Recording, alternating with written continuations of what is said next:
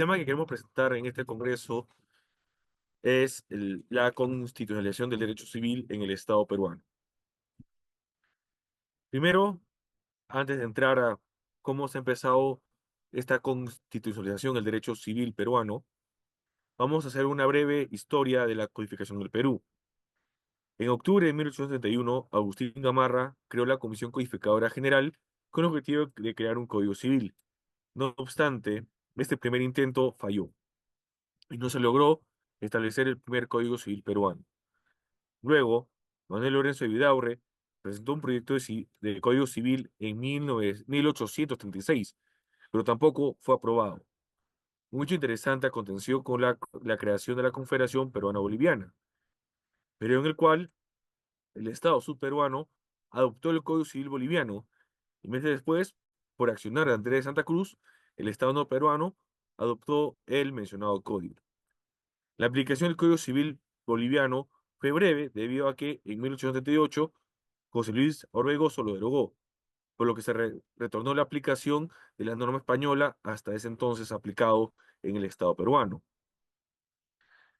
En 1850, en el gobierno de Ramón Castilla, se logró la promulgación del Código Civil y de enjuiciamientos civiles. No obstante, José Rufino de Echenique suspendió la entrada en vigencia durante 7 meses debido al cambio de mando supremo.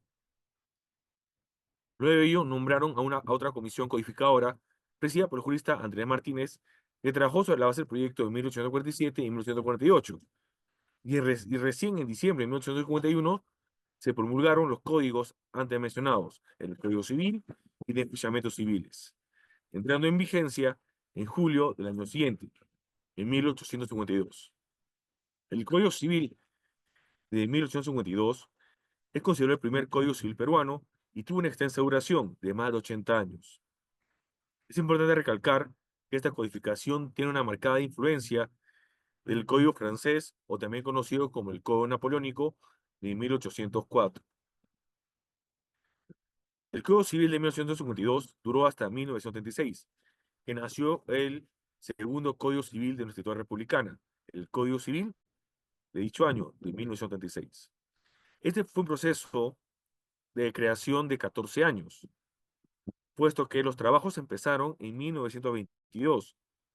Una comisión integrada por 4 integrantes: Manuel Augusto Olechea, Alfredo Solf y Muro, Oliveira y Calle.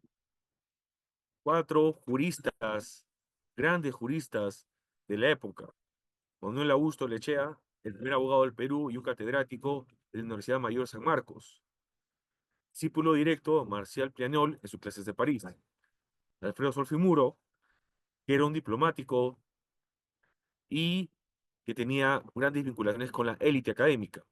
Oliveira, que fue profesor de diversas materias de Derecho Civil en la Universidad Nacional Mayor de San Marcos. Y Calle, que era provinciano, pero también radicado en Lima y profesor también de la Universidad Nacional Mayor de San Marcos. Ellos realizaron una labor de codificación, de evaluación y de creación heroica de nuestro segundo Código Civil de 1936, como duró 14 años en todos estos trabajos. En 1965, la comunidad jurídica se propone el estudio y la revisión del Código Civil de 1936, donde tuvo destacada participación el jurista Carlos Fernández Cesarego.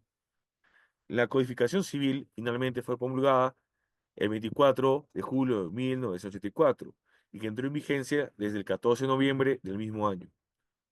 Una de las principales diferencias del actual Código Civil respecto al anterior, de 1936, fue que este tuvo la influencia del Código Civil italiano de 1942,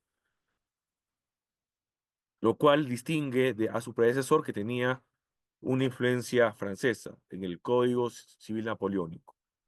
Debemos hablar de que a partir de su promulgación del tercer y último Código Civil de 1834 en el Perú, han habido muchas reformas menores, pero ninguna reforma integral. Y por lo tanto, hasta ahora seguimos teniendo un código que se encuentra desfasado a la Constitución actual de 1993. Nosotros nos referimos a la constitucionalización del derecho civil o el derecho civil constitucional como un conjunto de normas y principios que forman parte de una constelación normativa del sistema jurídico, donde el contenido normativo se identifican temas e instituciones ubicadas tanto en el derecho civil como en el derecho constitucional. El derecho civil constitucional tiene la tarea de precisar los derechos fundamentales, la función promotora de la transformación de las instituciones tradicionales del derecho civil y la lucha por la eficacia directa, derogativa, invalidatoria, interpretativa y formadora de la norma constitucional. Es decir, el derecho civil pretende que los contenidos constitucionales se concreticen en la realidad.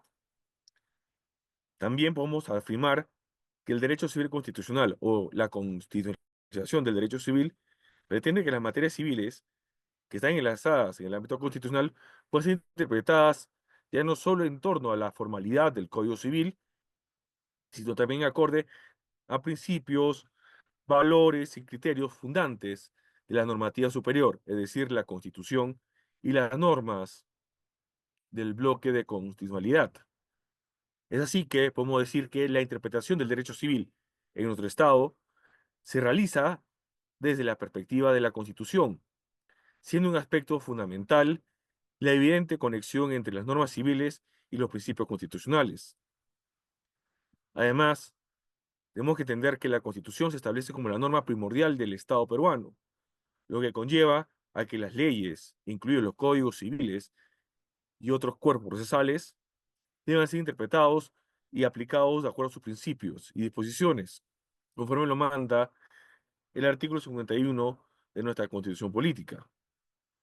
Por lo tanto, para que las normas del Código Civil sean coherentes con un Estado constitucional de derecho como es el Estado peruano, las normas y disposiciones de dicho código deben ser interpretadas a la luz de la Constitución.